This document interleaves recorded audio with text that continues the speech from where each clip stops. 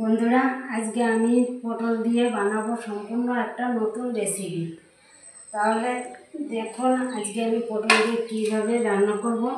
এই পটলের উপরে পাতলা একটা ছিলকা আছে, আমি এই ছিলকাগুলোকে আগে বটি দিয়ে আস্তে আস্তে এরকম করে তুলে নেব। এই পটলের রেসিপিটা কিন্তু খুব স্বাদের হয়।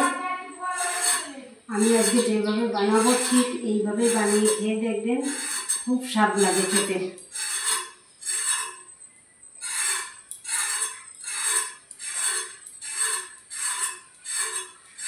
পটলটাকে এরকম ছিলকা তুলে দুই সাইড থেকে কেটে নেব।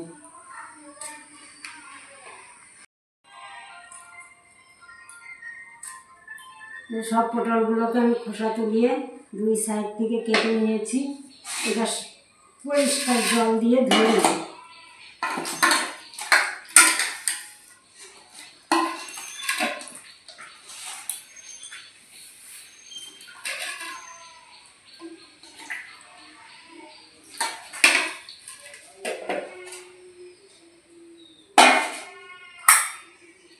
এবার আমি এই পটলগুলোকে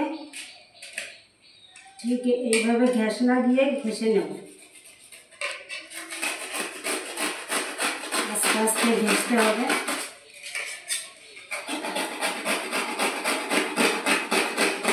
এই পটলগুলো যত জালি হবে ততই কিন্তু আমার রান্না করতে সুবিধা হবে। একদম জালি জালি পটল নিতে হবে।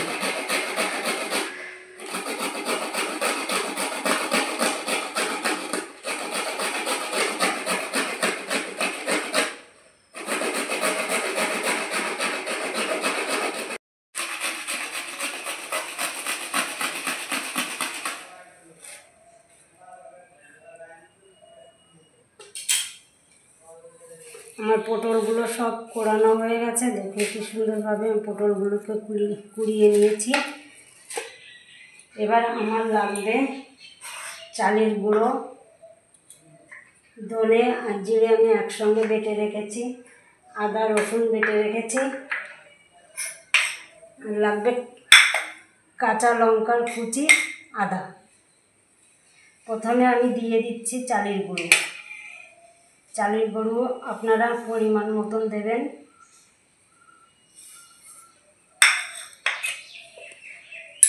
দিয়ে দিচ্ছি 1 চামচ আদা পেঁয়াজ বাটা, 1 চামচ ধনে জিরে বাটা, লঙ্কা কুচি। এখানে আপনারা লঙ্কা কুচির বদলে লঙ্কার গুঁড়ো ব্যবহার করতে পারেন। দিয়ে দিচ্ছি 1/2 চামচ আদা। এবার আমি এই পটলগুলোকে ভালো করে মাখাবো।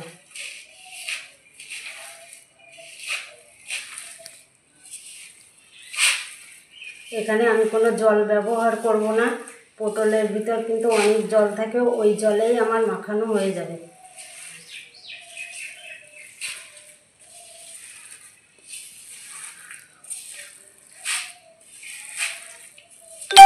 দিয়ে দিচ্ছি 1 চামচ হলুদ, স্বাদ মতন লবণ। লবণটা কিন্তু নিজেদের স্বাদ মতনই দিতে হবে, তা নাহলে দেখা গেল বেশি হয়ে যেতে পারে। ভালো করে মাখিয়ে নেব লবণগুলো দিয়ে আবারও।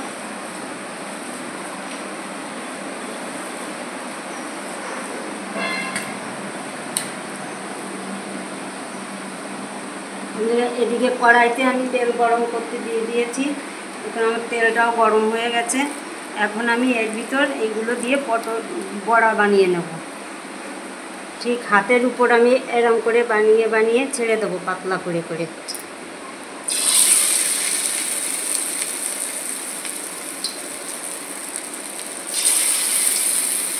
কড়ার উপর ঠেসে ঠেসে দিতে গেলে হয়তো আঙুলে লেগে যাবে। আমি হাতের উপরই বানিয়ে ছেড়ে দেবো।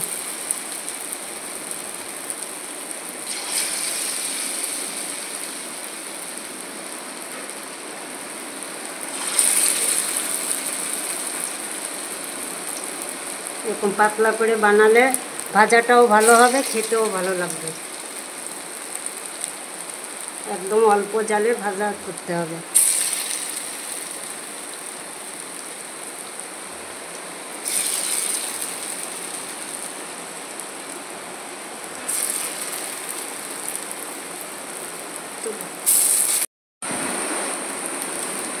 বন্ধুরা দেখো আমার পটল বড়াগুলো এক সাইড হয়ে গেছে। এবার আমি আস্তে আস্তে এগুলোকে উল্টিয়ে দেব।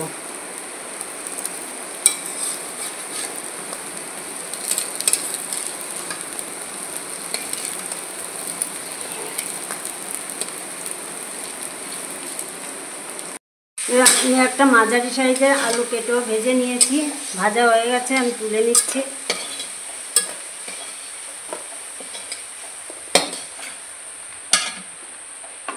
এবার দিয়ে দেবো গোটা জিরে ফোড়ন, তেজপাতা দিয়ে দিচ্ছি, আদা পেঁয়াজ আর রসুন বাটা, পেঁয়াজ আর রসুন বাটাকে একটু ভেজে নেব।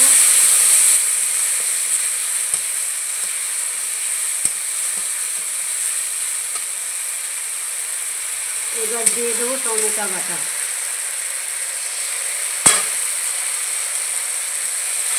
টমেটো বাটা আর পেঁয়াজ বাটা দিয়ে আমি ভালো করে একটু কষিয়ে নেব।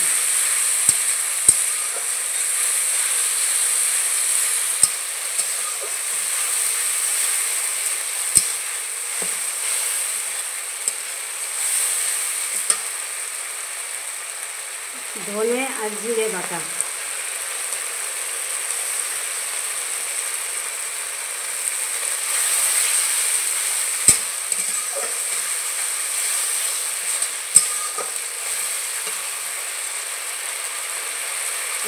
এবার দিয়ে দেবো আমি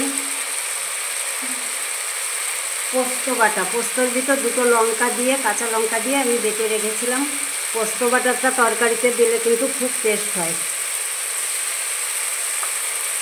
আমি যে মশলাগুলো এর ভিতর দিয়েছি সবই কিন্তু শিলপাটায় বেটে নেওয়া। শিলপাটায় মশলা বাটলে খুব টেস্ট হয় তরকারিতে। ভালো করে কষাতে হবে যাতে কাঁচা গন্ধটা বেরিয়ে যায়। মশলাটা আমি ভালো করে কষিয়ে নিয়েছি, তেলও ছেড়ে দিয়েছে।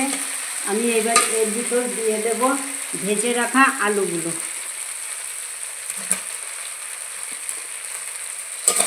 আলুগুলো দিয়ে আবার একটু কষিয়ে নিচ্ছি ভালো করে। এবার দিয়ে দেবো আমি এর ভিতর জল।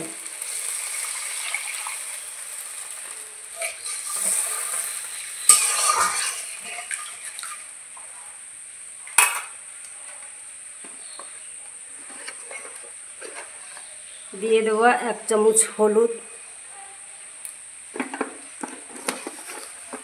স্বাদ মতন লবণ দিয়ে আমি জলটাকে ভালো করে ফোটাবো। ঝোলটা যখন ভালো করে ফুটে যাবে তারপরে আমি পটলের বড়াগুলো এর ভিতর দিয়ে দেবো। দেখুন আমার ঝোলটা কত সুন্দর ফুটছে। এবার আমি এর ভিতর দিয়ে দেবো পটলের বড়া।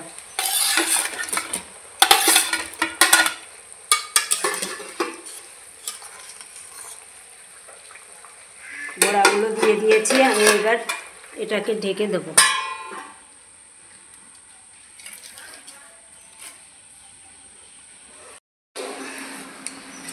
এবার আমি ঢাকনাটা তুলে দেখবো রান্নাটা কেমন হলো।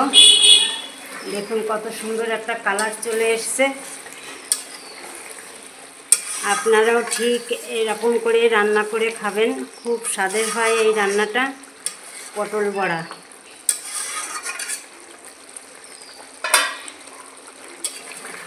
খেয়ে যদি ভালো লাগে লাইক কমেন্ট শেয়ার করতে ভুলবেন না কিন্তু।